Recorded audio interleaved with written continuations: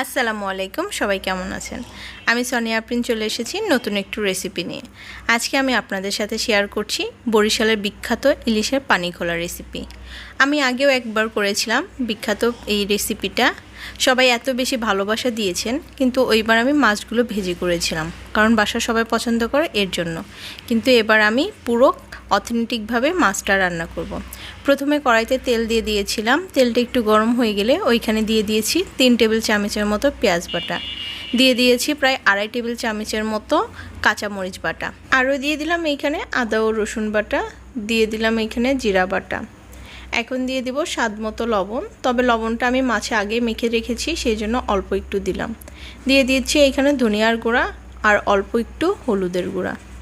এখন এখানে সবগুলো মশলা একসাথে কষিয়ে নিতে হবে, ভালোভাবে কষাতে হবে। আর মশলা কষানোর সময় অবশ্যই হাতের কাছে পানি রাখতে হবে।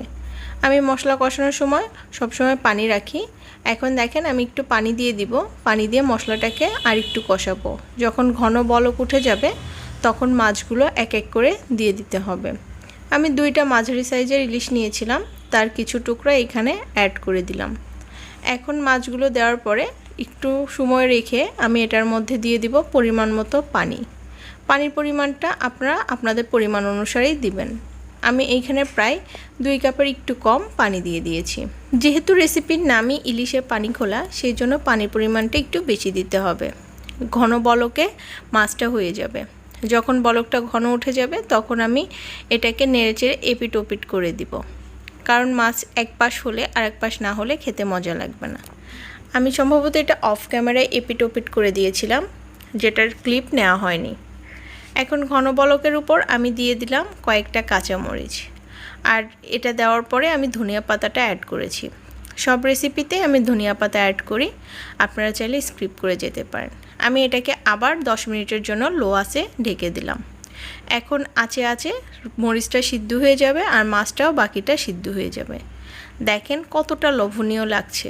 আর বাসার সবাই কিন্তু এই একটা রেসিপিতেই দুপুরের খাবারটা শেষ করেছে।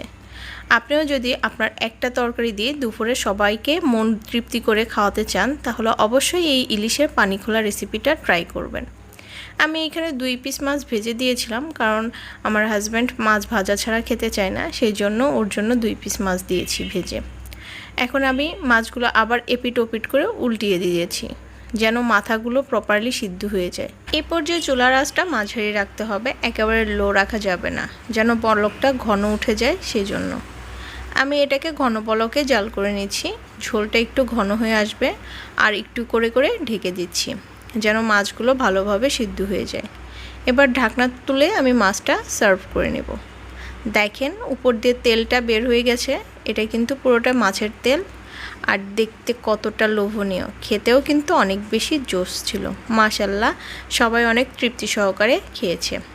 আমি কড়াইটাও কাঁচায় কুচুয়ে নিচ্ছি, সবসময় এটা করে থাকি। কমেন্টসে জানাবেন কেমন হয়েছে আমার রেসিপিটা। আমি জানি আপনারা অবশ্যই আমাকে ভালোবাসা দিবেন, আমাকে অবশ্যই সাপোর্ট করবেন। আজকের মতো বিদায় নিচ্ছি, সবাই ভালো থাকবেন, সুস্থ থাকবেন, আমার জন্য দোয়া করবেন। আল্লাহ হাফেজ, আসসালামু আলাইকুম।